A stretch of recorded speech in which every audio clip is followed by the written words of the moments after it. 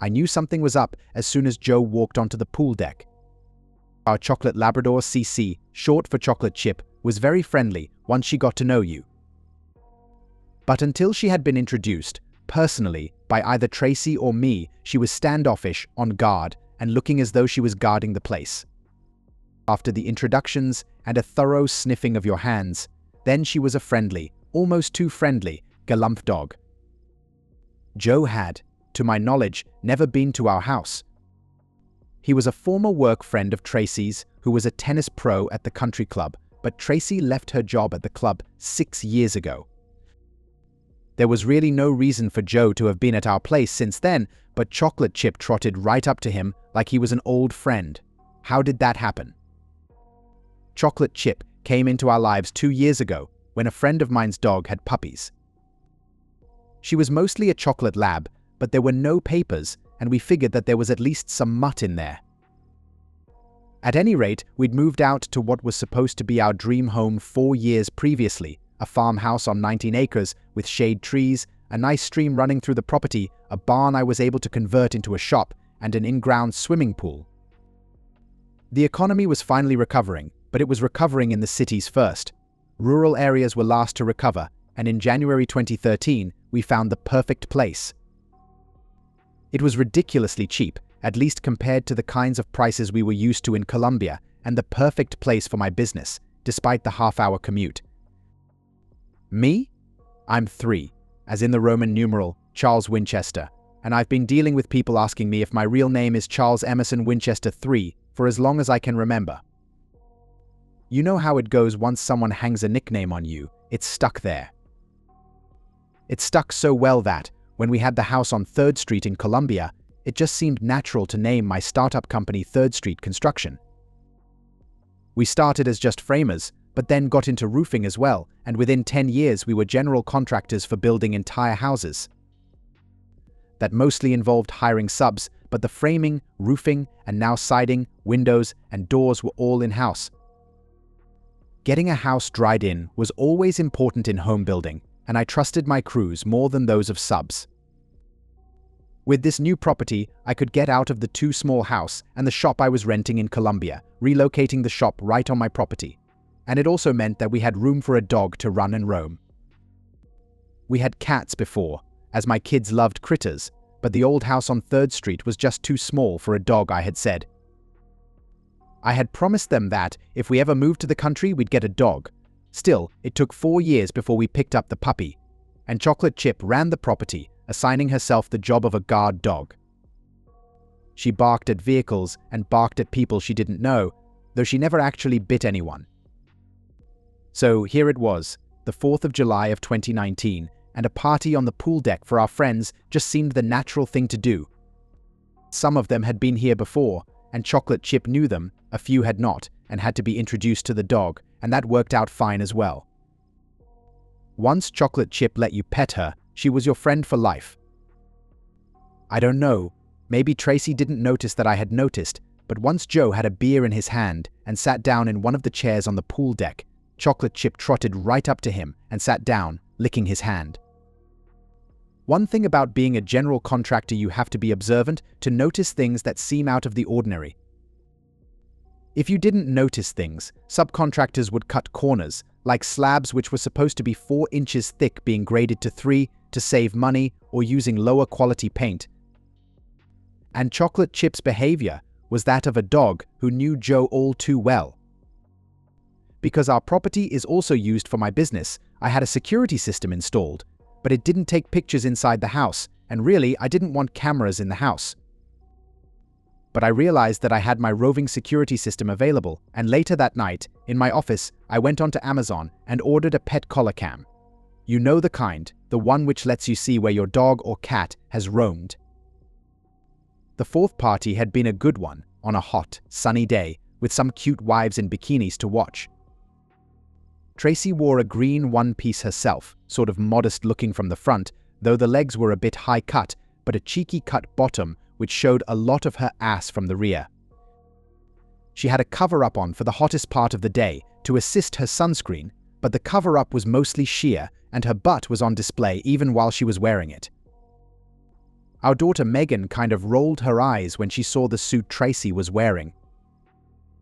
Megan probably had a cheeky bikini herself, not that she was wearing it in front of her dad, but I could just see it, her thinking, "Mum, you're too old for that shit." Well, maybe she wasn't too old, because Tracy did have a fabulous ass. She was just naturally skinny, with small balloons and a mostly flat belly without having to work at it, and a skinny butt too, but it was just rounded enough to be fabulously feminine. If you saw her from a distance, you might think she was 18 years old, though her age was apparent once you were within personal distance of her. If Tracy had kept her college girl figure, my physique was nothing like when I was 20. I had held 175 pounds on my 6-foot 3-inch frame years ago, but 2 decades of hard work out in the sun had transformed me into a leathery, broad-shouldered, and barrel-chested man. I hadn't lost my hair yet, and it was still brown, but my beard was shot through with grey. And tennis pro Joe? He must have been 37 or so, and his skin was showing some of the effects of being out in the Carolina sun all the time, but he was lean, with wiry muscle showing through a body in which little fat could be seen. Yeah, I could see how he might be able to pick his way through other men's wives. Why was Joe even here? Tracy hadn't worked at the country club for years, and you know how it goes. People lose touch with friends from past employers. I had seen Joe years ago, but had no idea that he and Tracy were still in contact. It was just what kind of contact they were in that was bugging the crap out of me. Had it just been Joe and Tracy and me here, I might have moved in to intimidate him, but we had other guests, and I wasn't going to ruin the party and embarrass my wife if my immediate suspicions were unfounded. Sex with Tracy had taken a bit of a turn for the worse ever since we got the puppy. Why? Chocolate Chip wanted to sleep in the bed with us. If we shut her out of the bedroom, she'd whine and cry and scratch at the door. She'd been only 3 months old when she got big enough to climb her way up into the bed, and by 4 months could just jump up on the bed easily. Now? She was 60 pounds of dog, and she wanted to sleep in between us, though at least it was more toward the foot of the bed. We were having a lot less sex at night, though Tracy was making up for that with a lot more lovin' in the afternoon when the dog was out running the property. Megan had rolled her eyes more than once when Tracy told her to take the dog out for a while in the evening. Just because she knew that her parents must have had sex to bring her into the world, the notion that 2 ancient people like us might still do that. It had taken almost 2 weeks, but there I had it, the dog collar cam showed that Chocolate Chip was in our bed, asleep, between Tracy and someone. It wasn't me, and the cam didn't get his face, but the body looked like it could be the tennis pros. No wonder Chocolate Chip had been so friendly with Joe. To her, his presence in our house and in our bed seemed normal. I had to take stock of just what I could do. Tracy's job at the country club had been bookkeeping, and when she quit there, she went to work for a small accounting firm in Columbia. She wasn't a CPA or anything, but knew her way around the books. A year after we had bought this place, business was really picking up for 3rd Street construction, so much so that she was able to leave her job there and become the full-time bookkeeper and buyer for my company. This left me with more time on job sites. While I could always see what needed to be ordered and arranged, it was easier for me to call Tracy with the details, and she would get things ordered, subcontractors scheduled, the bills paid, and the banking and taxes done. To make things copacetic with the Infernal Revenue Service, Tracy had the company pay both her and me a salary to keep 3rd Street a limited liability company strictly on the up and up. I have to admit it, she was good. We did have a professional accountant, the place where she used to work in Columbia, review our books quarterly, but everything was so meticulously done that there hadn't been a single question or issue raised. When 3rd Street was randomly audited in 2017, we passed with flying colors. The books were all balanced, the bank accounts were perfect to the penny, the quarterly taxes were right, everything. And that was the issue. Tracy was as much a part of 3rd Street as I was. We were already married when I started the company, so that was pretty much that if I divorced her for fucking around on me, she'd get half of the company and own half of the property. The company was doing really well, but there was no way I could buy her out. Yes, you can divorce your wife for adultery in South Carolina, and adultery can affect the division of marital assets, but Tracy is so much a part of the LLC that she'd get half, regardless. So, what was I going to do? I couldn't beat the crap out of her. That would just get me thrown in jail, and I don't hit women, period. Tracy was untouchable, at least for the moment. But Joe? That was something else altogether. There was no getting him fired, of course, because the country club managers would mostly laugh that their tennis pro was nailing some pretty wives. Heck, that was so much a stereotype that it was practically expected. To get revenge, I needed knowledge. At least one thing about my job, I have lots of excuses to not be on a particular job site. I have a foreman for each crew, and if I'm not on a particular site, everyone just assumes I'm on another. That meant I could investigate Joe without any noticeable absences from work. It didn't take much effort to get a GPS tracker for Joe's wheels, and, at the same time, I checked out my truck to make sure no one had placed one on it. Since I have a truck lift in the shop, that was easy to do. Getting the GPS on Joe's car. That took a bit more doing because I'm a big guy, and Joe drove a 1978 MGB, a pretty little sports car, but one that sat awfully low to the ground. Still, there was another way to do it. There's absolutely no sense in locking a rag-top convertible because someone can just cut through the roof. It makes more sense to simply leave it unlocked and let a thief open the door rather than ruin your roof trying to rob the thing, and that's what Joe did. In the small cargo well behind the seats is an access hatch to the battery and electric fuel pump. You pull up a shitty piece of carpet and lift up the hatch, and you're there. It took me a whopping 4 minutes to open that up, hang the GPS inside it, and get out of Dodge. My idea was simple. If Joe was screwing Tracy, odds were he had a couple of other wives in his harem. If I could find out about those, I could use other guys to get my revenge on Joe. Maybe not as satisfying as kicking his ass personally, but I'll be damned if I'm going to go to jail over him. Then Tracy would get all of 3rd Street. And it turned out that Joe was just plain stupid. Yeah, he was fucking the wife of a bank president, a smart but physically wimpy guy, and he was fucking the wife of an insurance company owner, but dumbest of all, he was fucking the wife of a retired NFL outside linebacker. The guy had played 14 years in the league, and if he wasn't a star, he was steady and solid, having bounced around the league with the Packers, Cowgirls, Falcons, and lastly, the Carolina Panthers. At 42 years old now, he could probably run the 40-yard dash in under 2 minutes on his banged-up legs, but I'd bet that his arms are about as strong as they were when he was playing. A picture of Joe entering the Sheraton Columbia downtown hotel with the very petite trophy wife of that monster of a man was sent to him at the car dealership he now owned, and it didn't take long. The news reported that Joe Fontaine, a local tennis pro, had been mugged and seriously beaten, brought a smile to my face. The cops questioned Joe, trying to figure out who had assaulted him, but Joe said that he had absolutely no idea. His assailant was black, he said, but the retired linebacker was a white guy. That meant, to me, that Joe knew exactly who had beaten him up, but was too scared to report that to the cops because it would have led to a trail of unpleasant discoveries.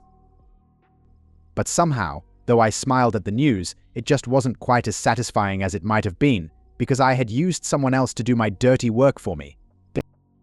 I was going to have to do something myself, and Joe was going to have to know just who had done it to him, and Joe could never be in a position to squeal to the cops, and the only way I could make sure he never talked to the cops was to kill him. It's one hell of a decision to make to actually kill a man. You can want to, and you can plan to, but there comes a time when you have to either decide yes, you are going to do it, or no, you aren't. I finally decided I was going to do it. Joe was going to die. The thing is, how could I kill Joe and get away with it? Actually, it didn't take long to figure it out, because 3rd Street had an interesting project, a modern log cabin on the Piedmont. It was isolated enough, on 224 acres, that a body could be disposed of and never found, and I had a special plan, but the timing had to be right, and everything had to be precise. It was a Friday evening, when I had told Tracy I was going to be out late on a project I had to get done because it was falling behind, Actually, I was waiting for Joe when he got back to his apartment. I figured that Friday night he wouldn't have a date because all of his dates were weekday daytime trysts with married women. A pistol in my jacket pocket, and he didn't resist. He got into the truck I had rented and drove to that site. I had parked in an area in which I couldn't detect any security cameras. He was trembling with fear and was too scared to resist. In the end, he really was a coward. Out of town we drove, as I told him that he was going to get his ass seriously kicked, but led him to believe that he was still going to survive. The names of the bank president and insurance guy were spilled, making him think that okay, he'd still survive this. He didn't. When I got him out of the truck, his ankles hobbled so that he couldn't make a break for it. He looked around, trying to figure out where he was and where the other two guys were. That was when I hit him hard enough with the pistol to stun him into helplessness. I threw him down into the excavated hole, which had yet another hole in the ground in the center. Trussed up securely, he got thrown into the new hole in the middle. Joe regained his senses, as I wanted him to, and was stricken with terror as he realized what was about to happen to him. I wanted him to see my face and hear my voice as I was shoveling the dirt on top of him, burying him alive. He was screaming as a shovel full of dirt hit him squarely in the face, and I guessed that he kind of choked on that because he said no more. The dirt kicked on top of him and stamped down into place. I stayed there long enough to know he had to be dead. Come Monday afternoon, I got confirmation from the subcontractor that the septic tank had been installed on the job site. It felt good to know that good old Joe was going to spend the rest of eternity in a grave underneath a tank full of shit. The story of the disappearance of the tennis pro hit the local news on Monday, but no clues were ever found. His MGB was still in the parking lot of his apartment, and his disappearance was only noted when he didn't show up for work on Saturday. Since the police want someone to be missing for 48 hours before they waste time and money looking for him, nothing really happened. Apparently, the investigation turned up his affair with the insurance guy's wife, but that was it, and that guy had an ironclad alibi. They were at a dinner and dance at the country club when Joe disappeared. If there was any evidence at all about his affair with Tracy, the cops never investigated that. I had a quiet STD test done and came up clean, so Joe hadn't given anything to Tracy. I did feel some guilt for killing that man, and that kind of tamped down my anger toward my wife. I was pissed off at her, but it was at a lower level of intensity. The thing is, I had kind of trapped myself as well, because if I tried to divorce her now, she'd know that I knew about her affair, and she was smart enough to put two and two together and wonder if I had anything to do with her lover's disappearance. And filing for divorce on the grounds of adultery would connect me with Joe and be suspected of having something to do with his disappearance. As of now, I'm still with Tracy and can't really figure out anything else to do, not without destroying everything else in my life. Tracy has been a pretty good wife since then. If she's messing around with someone else, I haven't seen any evidence of it, and I have paid attention. The dog cam pictures of her with Joe were stored on a flash drive, never my computer hard drive, and I destroyed that a while ago. Moreover, I got a new laptop and destroyed the old computer on which I had opened those dog cam pictures. I got rid of all software and receivers that could connect me with the GPS in Joe's MGB, something I hadn't been able to retrieve. Why did she cheat? I don't really know. I thought our sex life had been decent, and if I wasn't a porn star, I knew that I was decent enough in bed. There was no way to know why unless I asked her, and if I asked her, she'd know that I knew about it. The Piedmont log cabin? That job was completed, and a family is living there, slowly piling shit on top of Joe's final resting place. As for my dog, well, I bought her a nicer collar and a bigger food dish. She hangs out in the shop a lot and even has her own nest in one corner. She's like the best dog ever. That's the end of this story. If you found it engaging, please give it a thumbs up and don't forget to subscribe for more content like this.